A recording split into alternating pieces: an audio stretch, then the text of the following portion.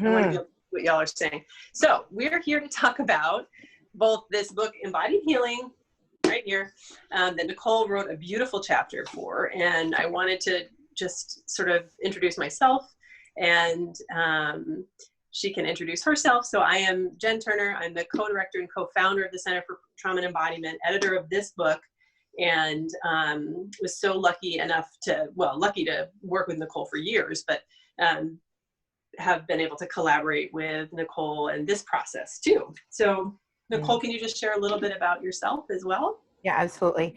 So as Jen said, I'm Nicole Brown Faulknor. I'm founder of Wounds to Wings out here locally in Ontario. I'm like an hour outside the GTA. I'm also a registered psychotherapist, child and youth counselor, and I do a lot of work. I call it like within the cracks of the system, like where there's a space where people meet system. I really do a lot of mental health work and outreach work in those spaces, and all that I do around mental health and therapy and all the things. So yeah, that's who I am. So, you know, the reason that we wanted to do this book to begin with is because a lot of the writing that's out there and a lot of the information that's out there around trauma and the body and the ways that trauma shows up in the body is really focused around research, neuroscience, and doesn't tend to kind of honor and prioritize the voice of the survivor, the person who's experienced the trauma. But also that, you know, again, we know so much around well, I guess I'll leave it at that. And so this is really, you know, part of the project of this was really to prioritize the wisdom and knowledge that folks have that are living through this experience and healing with this experience. And what we also know is that so much of, right, like the healing that is offered in the Western world and in the medical model is around sort of this like cognitive framework that we could use our brains and we can use our thoughts to change our bodies. But what we actually know is that doesn't actually work very well, particularly with experiences of trauma that are often wordless, that are so body oriented in nature and live in parts of our brain and our body that are not where language lives. And so, you know, our project at the Center for Trauma and Embodiment in general is focusing around developing models and approaches for trauma healing using the body first and using sort of body forward interventions, which is what we do with trauma sensitive yoga. And so one of the things that I was hoping we could do is read a little bit. I was reading some quotes from your chapter, but I don't know if you had some as well. Yes, I did. But I was really interested to hear a little bit just even about kind of your embodied experience. And so I have this kind of quote that I could read, or if you wanted to, I was hoping we could look at it on 168. Yeah. I got it. Yep. Awesome. So on 168, go ahead. Yeah, as I began sitting. Do you want to read it? Sure, I can read it if you, yep. Yeah. As I begin sitting and listening to every sensation on my body, a fluttering around my chest, the pain in my left shoulder, the tightness around my throat, and difficulty in swallowing with use of my throat muscles, particularly around my voice box, I am brought to an emptiness, a void-like sensation in the pit of my stomach. The feeling as though I have been robbed and held for ransom while tortured in the very hands that were to love, clothe, feed, and protect me. Right. Yeah. And so, you know, can you talk a little bit about what it was like for you, even, you know, just to begin to turn inward toward your body and begin to notice this? Yeah, I can do that. I think how you began to like introduce the book is like a really good segue around like, well, for in two ways. One is being a practitioner, and the other is being a survivor. And I think that as both, we can really intellectualize and learn a lot of things, read a lot of things. And, you know, until I was really delving into the book, you know, I thought like, is that a survival mechanism? Like, is that what keeps me away from my body or avoids me to reconnect to my body? Like always learning and understanding things. but what is it like to feel my body and understand my body and then teach from there?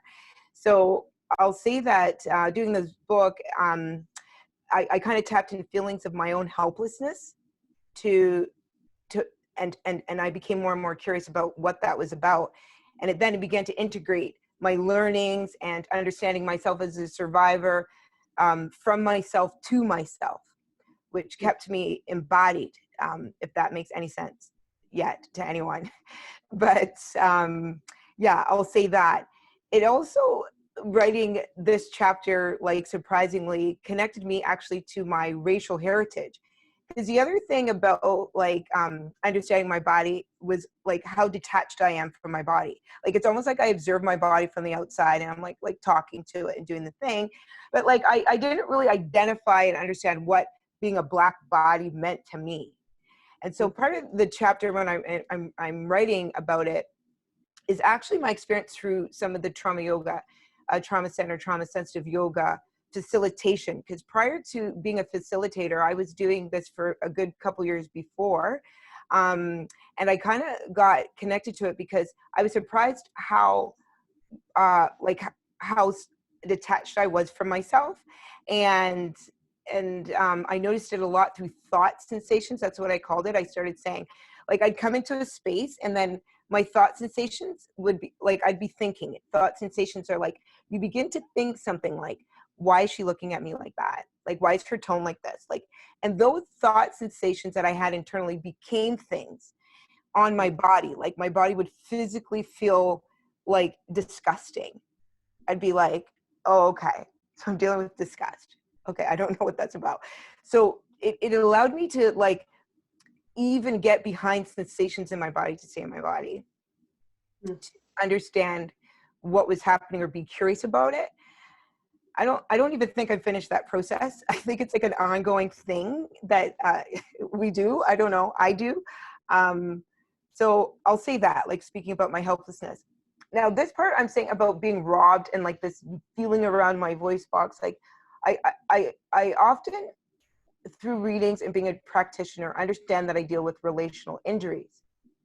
Now, one of the things with my body, being a racialized body, is I have to become familiar with what this feeling is too, and be curious to, like, all the way back, like, be curious about my history.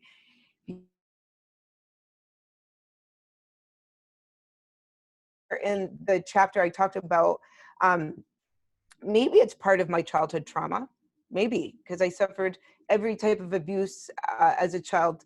And so maybe it is, and maybe it's about the migration of my racial heritage and the torture, maybe the shackles, I don't know, around my neck, and, like, not being able to speak, or the fear and stuff like that, right? So long story short, because I probably kept going on, it's saying that I actually became more and more curious around the helplessness on my body and what that meant for me.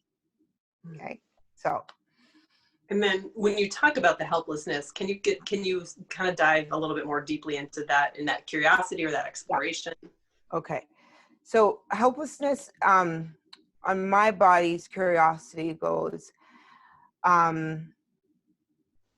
I think that my body, from my childhood trauma, has a history of helplessness. It does. Like, you know, like, even today, like, we're moving around with, like, technology and stuff like that. And I have this body awareness that I can either move into the helplessness of doing that or be in my body and just wait. Right? So this awareness of, like, what happens with my body when it's helpless allows me the power to choose what I do in this feeling when it's happening. And so, yeah, we were moving around a bit, but I was okay. I was just grounded and waiting. Myself before, several years ago, maybe no, right? My heart would be racing. I was sweating. There would be a fear of punishment. You know, this is myself now talking to myself then, that I wasn't aware of, that would bring my body into a panic. Okay. And so that's a history of helplessness on my body's story to my childhood trauma. Now, when I speak about my helplessness on my body as a racialized body that's been displaced, so I'll never have a home, because part of my migration in my racial heritage is that we were taken away from what we have home. So some people say, oh, I'll go back home, you know, from Somalia, so I can go back there. They actually were born and raised there, like, you know, and they've come here, so they actually have a place to go. Or maybe they're from Netherlands, you know, they have a place to go back to. But because of how the history of my racial heritage story started, I don't have a place to return to. And so it creates a displacement in my body, like a void, like when I'm working with it, you see. And so I have to become curious about my story and continue to educate myself about my story. Because if I'm honest with myself, and now I'm honest live, like I didn't really think about it actually until a few years ago, and I'm in my years, like you know, and so that alone has given me a lot of historical reference so that I can begin to create a placement of home and what that means. Like, again, I can go back to this story about just being curious around this feeling in my neck and feeling robbed.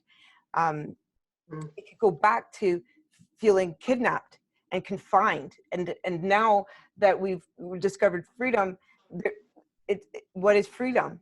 Like, and how are these things reenacted again from my body to whatever is happening here, like in society or whatever, you know?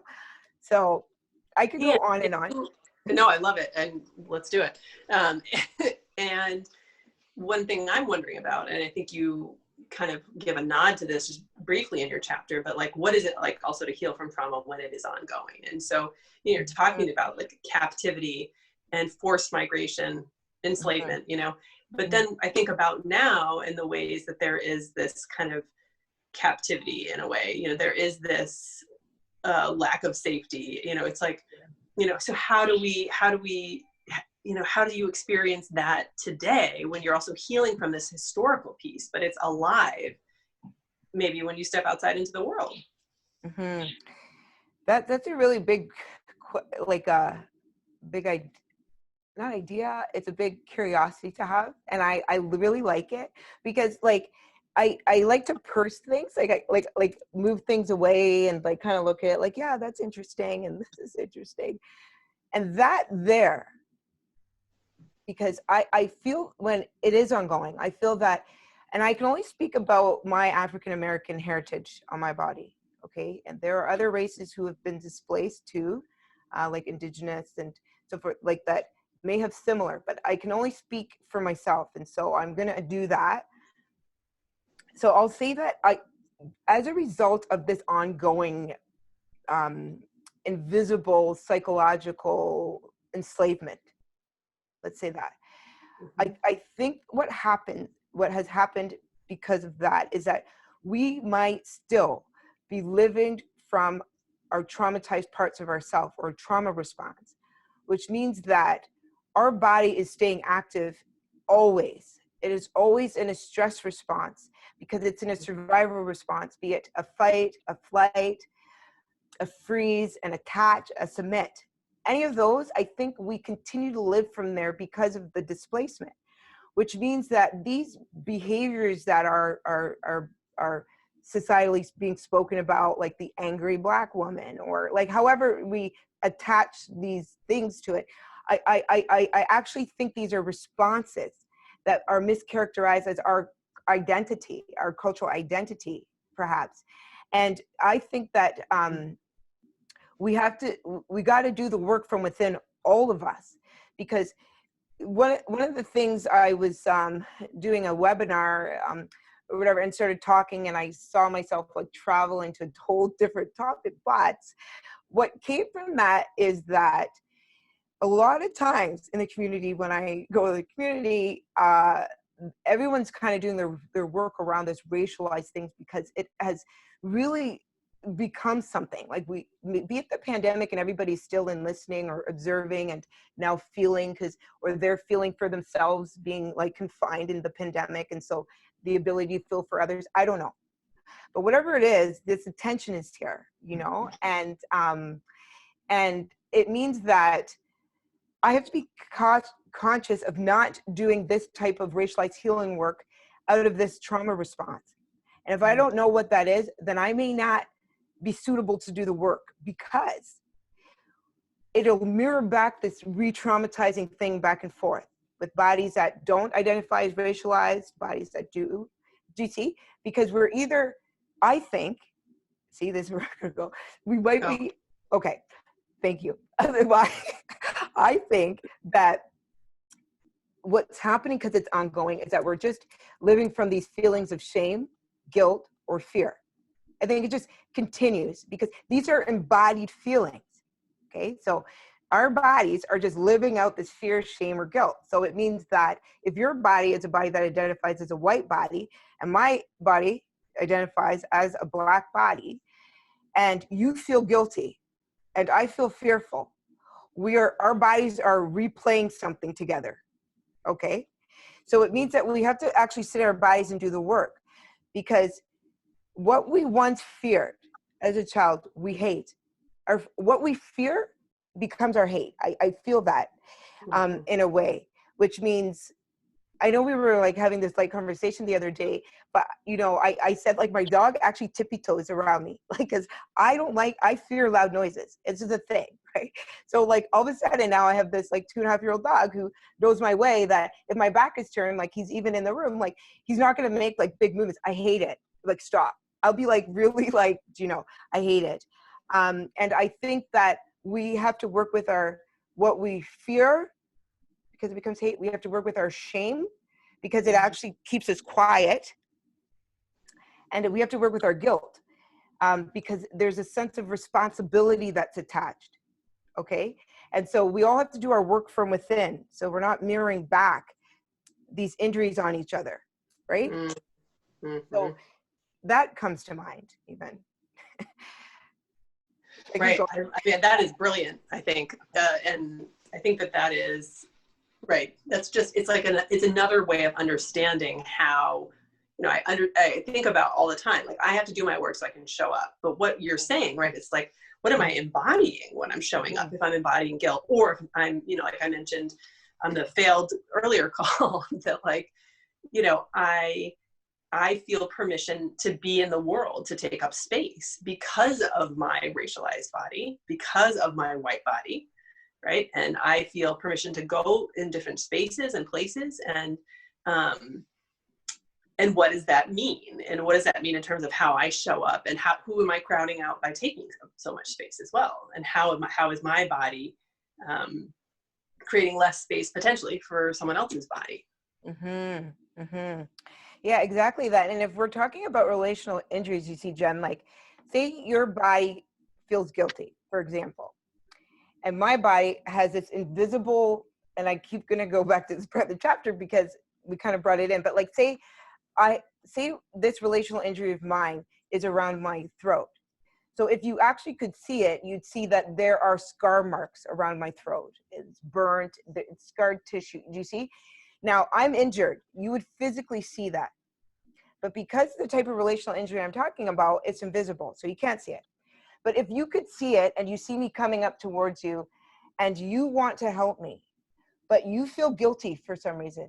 Remember, we connect by limbic to limbic. Like I feel you without you speaking. So if you're not embodied and aware, and I feel you, and this injury around my neck, you feel guilty some way. You don't know what or how, but you do.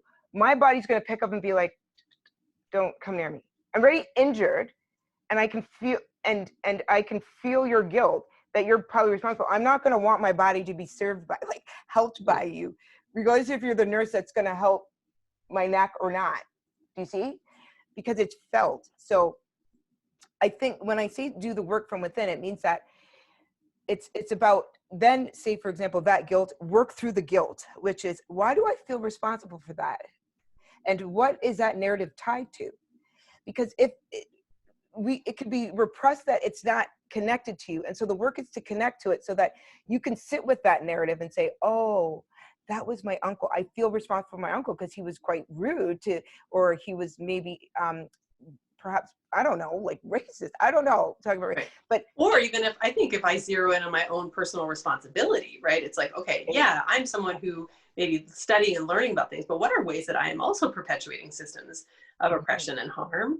And how is it that in the moment that that guilt comes up, because I'm like, okay, how am I how am I participating and forwarding this system? Which of course, you know, that is part of the project I feel like that I have undertaken is like, it's not enough just to be studying and learning and talking about it. It's like, now what? Yeah. Right. And so, yeah. And the historical piece too, right? The shame that I might bear from things that people have said that in my family, or the things that I might have learned. That's, yeah. Yeah. And, powerful. you know, we can simplify it because I think because these are such big constructs, it gets complicated. But I sometimes wonder if we could simplify things, like, say that was a feeling that came up and like you came to me with guilt and I had this relational injury around my neck and you're wanting to take care of it. What if it was just understanding your guilt and saying, what do you need me to do? Or I have a sense of guilt for something. I don't know why. So you maybe tell me, like, allow me to empower and say, oh, I need you to walk slower, or I need you to do this. It then empowers the other person without actually having to know all about me, because I'm actually able to then articulate from here. You see? So it's like a power to choose almost. Exactly. Yeah. And you're authentically, like, it's a shared experience really, because you get to show up authentically, which makes me show up authentically naturally, especially if we connect limbic to limbic, right? Because it's saying, oh, she doesn't know, she's kind of scared. I understand scared. And that is a universal language. Emotions are. It doesn't matter where we are in the world. That's an emotional language. So you're scared is, I understand scared. And I can say, oh, okay. Well, can we do this then? You see? So, yeah. Right. And one of the things I think also that we were talking about as well, and even now in this moment, we're sort of talking about the sense of like, what are the spaces where you can be mirrored in a way as opposed to reenacted, right? Because I think what you're talking about, at least to my ears, is like, how are we reenacting this sort of dynamic if we're not doing our work? But if we are doing our work, or if we're in different spaces, you know, what is it like to have a space where you can be actually mirrored? And I don't know if you were thinking also just different spaces that, well, I don't know. I'm curious to hear more about that. Yeah, okay. But it brings in what I was sharing before about, like, I remember my body going into a yoga studio and my body does not look like anybody else's body, or anything. And so, you know, it comes with being a racialized body, which means that you don't see other bodies around that are similar. So it continues the shame. And when I educate about shame, I share shame because in Latin, it means to cover. That's what shame means. And so anytime I work with trauma, I know I comfort shame first, because the shame's going to cover all the trauma. And so just being in my Black body, it feels shameful. Do you see? I think that some of the work, and I'm not going to get clinical and talk about like neuroplasticity and all these blah, blah, blah, because I'm not an expert, I don't know. But what I do know is that in some of the work that I've observed, and even through watching like documentaries and stuff like that, you know, when they work with these types of mirroring things, it means, well, I'll just bring in this documentary. So I watch lots, okay, of documentaries, probably annoying to friends and stuff, because I'll like bring up ideas and all these things. But there was a documentary called like Stressed. And anyways, long story short of it, there's a technique called neuroemotive technique or whatever. But what they were sharing there that sounded very important is that this veteran who lost his limb, he was having a difficult time with phantom pains and like this physical pain in his body from this emotional turmoil that he went through, war, and then losing his leg and all these things. And so one of the things they did was they, as part of his therapy, they took a mirror and then they put it beside his other leg and it mirrored off the other leg. And so he started firing off differently, like even emotionally, like all of these things. So his brain fired differently because he thought the leg was there. And so then he was able to go into his work with the emotional narrative, and like, you know, all these things. Okay. So what I'm saying for my body is that like, there may not be a lot of spaces where we get to have our bodies mirrored back. And so we might be staying within our shame, or disintegrated, or like detached from our body, like put our bodies over there. I don't want anything to do with it. And so we might need more spaces where our bodies can be mirrored so that we can also fire off differently to begin our healing, because we may not have had a chance yet. Talk about ongoing. We may not have had a chance yet to actually heal. And we may still be in all of our traumatized parts of ourselves, which are these survival responses. And it's not who we are. So we need spaces where we can be mirrored. And so we can do our work and do our, the clinical things and all the things, but reintegrate is what I'm saying to our bodies. Right.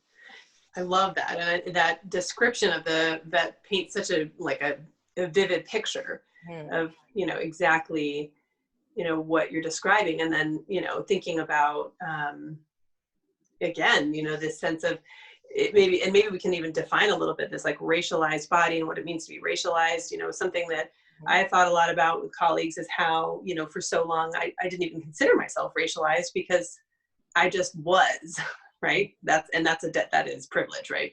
Right there. It's like, not having to think about your race, not having to think about your identity, is because it is privileged. But then to think about how your body is the site of that racialization, and all that comes with that. I'd really encourage people, anyone who's listening or watching, it's like to investigate all of the things that we have learned to be true in so many different ways. That the rules of the system that we operate in about what our bodies are and are not able to do, how we get to show up or don't get to show up based on these systems of oppression. And so, I think sometimes, much like just racism in general, that it is something that white people need to, and I think hopefully, but that need to take more ownership of also the ways that we too are both harmed by this and participate in it. And, this is why I'm so glad we're having this conversation today. So, we're over time anyway. Yes, some people asking for copies of the book. We'll post some links if we can on the book in the chat once we're done in the comments. So is there anything else that we want to talk about that we didn't get to in our, one thing, we were also just talking a bit about was this kind of exteroceptive vigilance. I'm not sure if it fits in now or if we're sort of like off somewhere else, but when you describe kind of even going into a space where if you're the only Black body that is there, is that a reenactment in a way too of that exteroceptive vigilance? Because finding, where you fit or belong or can situate yourself in this space where there's not other bodies that are mirroring you, where, it's a curiosity, I guess. Yeah, it's a good one. Yeah, too. What I'm saying too, is that, that alone, I can just only go into an embodied image. It's I have this really imaginative mind. I don't know, but to connect to what you're saying in an image, I'm for example, my body being a Black body going into space like that, if I close my eyes and the education I've done around our racial heritage, that alone, with my body being there, the visceral effect of that might be the, walking up to, a platform where you're going to be auctioned or you're being looked at, or, your body has been raped and used for our bodies have been exploited. And so the shame can come in before me, my body story, the epigenetics, the DNA, can be feeding my body the story before they're just showing up in a space and being the only Black body. Do you see what I mean? And so it's the places where we can then work with that type of embodiment, because we have to keep in mind this visceral reaction of shame or fear, because I can then go in that space and be I hate this studio. Do I hate it or do I fear it? Does it remind, it is about understanding that these feelings on our bodies are embodied. It means it's physically with me. When I walk my body out of that studio, I walk my shame out on my body with it. And it will trigger for a week saying I might feel really low. Just like it might be turned into self-hate. You know, if you want me to just keep going, because a form of trauma response that we may not talk about a lot is self-hate. And it's, instead of like hating the trauma, you begin to internalize and hate yourself. It's a trauma response. And so, you know, I call it the resilience and repression. So because my body knows how to move on and go, okay, well, I hate this space, I'm not going back there. I'm going to find a better space. And that resilience comes with repression. It's saying, just push it away and like, go, you see?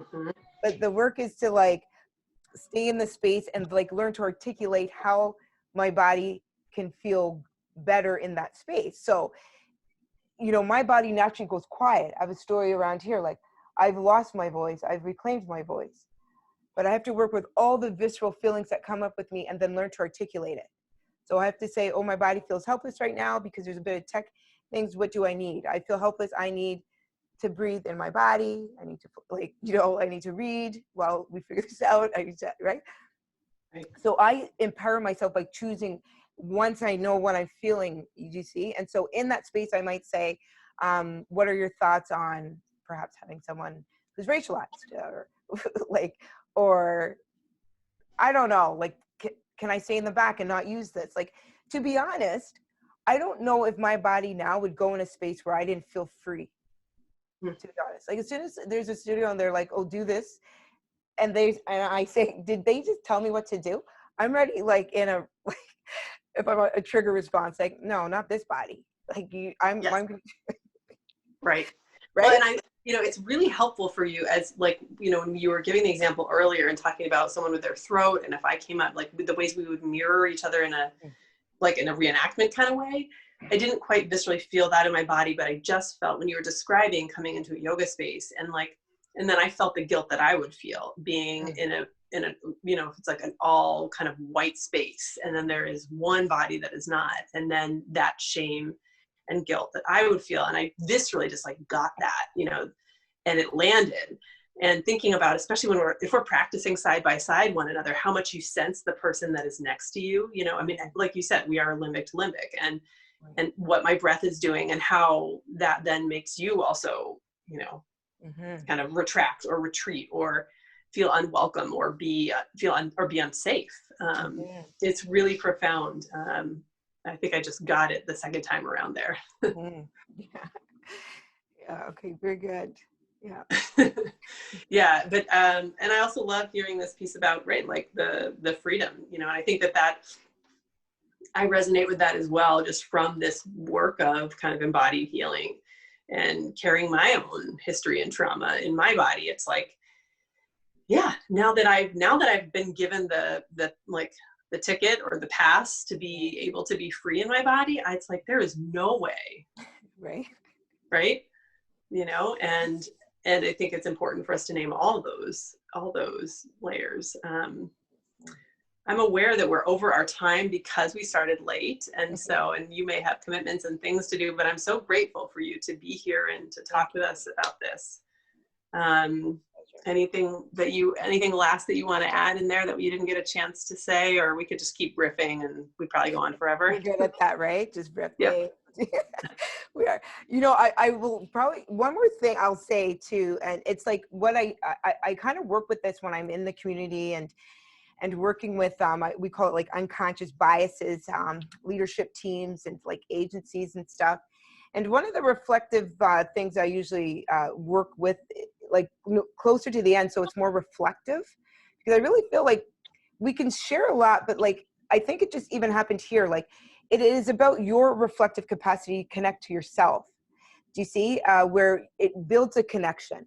Because now your body going into space is going to notice like a racialized body that comes in, and you'll have this feeling that you remembered in your body, like, you know, and it'll allow this different type of offering, right, in the room.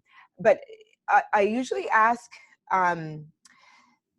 like in these types of workshops, what do you feel about your vulnerability?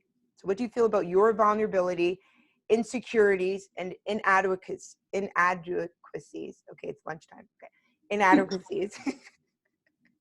When working with your bias, be a racial bias or unconscious bias, so that it doesn't define the both of us. You see? So everybody's like in their corner has to do their work, because if not, like it then defines a space between you and I. Right, right. So we have to kind of work with our vulnerabilities, our insecurities, our inadequacies in us. So we're not mirroring back, especially if we're in a role of a mirror in the community. Do you see? Right. So. Well, and it's the same way I think about, like, you know, if we're holding space and I am taking up too much of the space, or what's between you and me is then you don't have the space to do your work, or I don't have the space to do my work. If we're not actually claiming it and containing it in that way. Yeah. And then there can't be that thing that is between us, which is what we want. It's like that sweet kind of spot where we get to then also have the relationship. Right. Exactly. That's right. That's really, I love that. Well, you have given us so much to think about. As usual, I'm just like, I'm percolating over here. Thank you so much for joining. And thanks everyone for giving a listen, and thanks for sharing the link, Stefan, for the book. Be well, and I hope to see you again soon, Nicole. Yes, likewise, Jen. Pleasure as always. Bye. Bye.